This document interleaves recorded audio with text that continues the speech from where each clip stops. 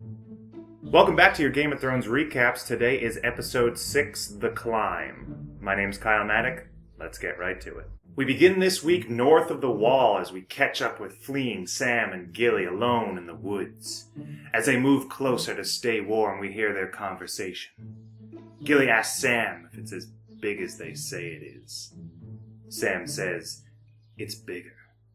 Gilly tells Sam he's got too much wood in there.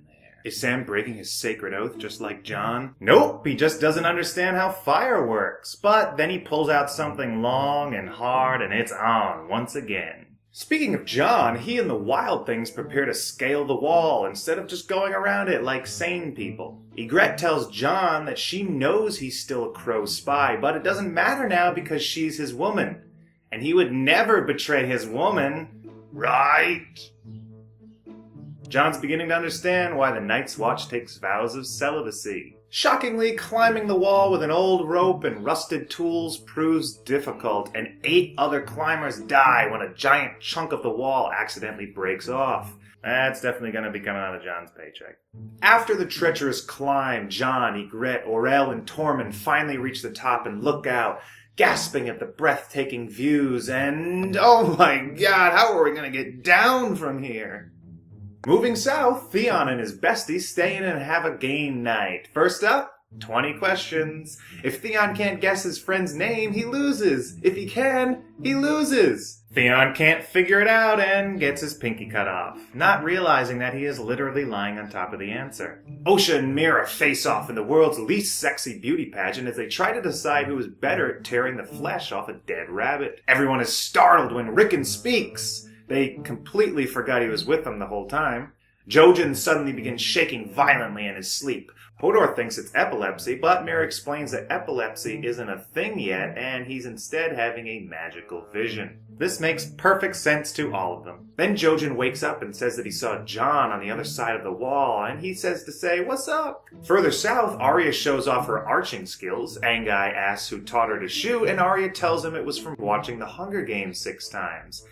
Angai is confused and walks away. Arya then sees something strange in the woods. It's a woman, wearing red, and she's clean! It's Melisandre! Thoros is immediately on guard, but then things get really awkward when Mel and Thoros realize they know each other from that one night in Red Seminary School at that party.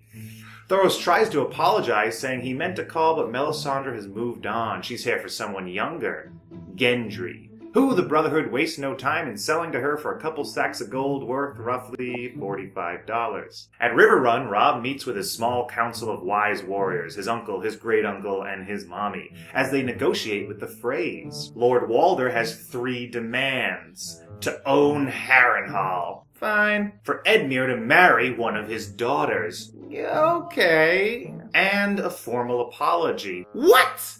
Is he crazy? Edmure bristles at being assigned a wife. Wait, is she hot? Without being, what's a butterface? Asked first. Edmure demands to hold out and try to get a hotter wife, but Robb says no. There's no joke there, that's exactly what happened. Meanwhile, at Harrenhal Land, now under new management, Jaime and Brienne dine with Roose Bolton, who is doing some dealing of his own. He will set Jaime free as long as Jaime doesn't tell on him about the whole chopping off of his hand thing. Jaime agrees, but wants Brienne to come with him because he can't scratch this one spot on his back anymore. Oh, God, she knows exactly where it is. Finally, King's Landing. Tywin and Olenna attempt to broker their children's marriage. The Queen of Thorns wants to know if the rumors of incest between Jaime and Cersei are true, and Tywin says they're no truer than the rumors of Loras being gay. Lady Olenna says it isn't a rumor, he is indeed a sword swallower. Once again, no joke, that is exactly what happened. In the courtyard, Sansa tries to cozy up to her husband-to-be Sir Loras. She appreciates his pin, but Loras corrects her and tells her it's a brooch, and that her dress doesn't match her shoes, and did you watch Westeros the Idol last night? And like 100 other gay cliches. Sansa is super excited to be marrying someone who understands her and is well-groomed and feels comfortable saying that a man is good-looking. Very, very good looking. But as always, happiness in King's Landing is short-lived, and Tyrion has to give Sansa some bad news. She won't be marrying Loras after all. Instead, she'll be marrying a warm and kind and caring man, one who is gentle and a gifted lover, who may seem grotesque, but she will learn to love. Oh, baby. No, not him! Tyrion! Now, obviously, this sends Sansa into a tearful rage, and she races to the docks to watch a boat drift off to sea. A vessel named Sansa's Hope that immediately catches fire and sinks, killing everyone aboard. Finally, Varys finds Littlefinger staring at the Iron Throne. Varys starts to tell one of his super long stories about how the throne is made from 1,000 swords of his defeated enemies, but Littlefinger scoffs. There's less than 200. And he should know he was master of coin when the kingdom went into crippling debt. Littlefinger counters with a super long story of his own. He knew that Raz was spy cheating on him with Varys, so he sold her to a friend of his.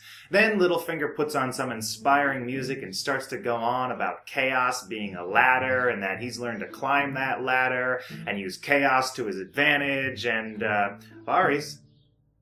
Where'd you go, Varys? Varys? Hey! I'm not done yet! We then learn what became of Raz. Joffrey was using her as target practice for his crossbow. Welcome to King's Landing, Raz. Your boobs will be sorely missed.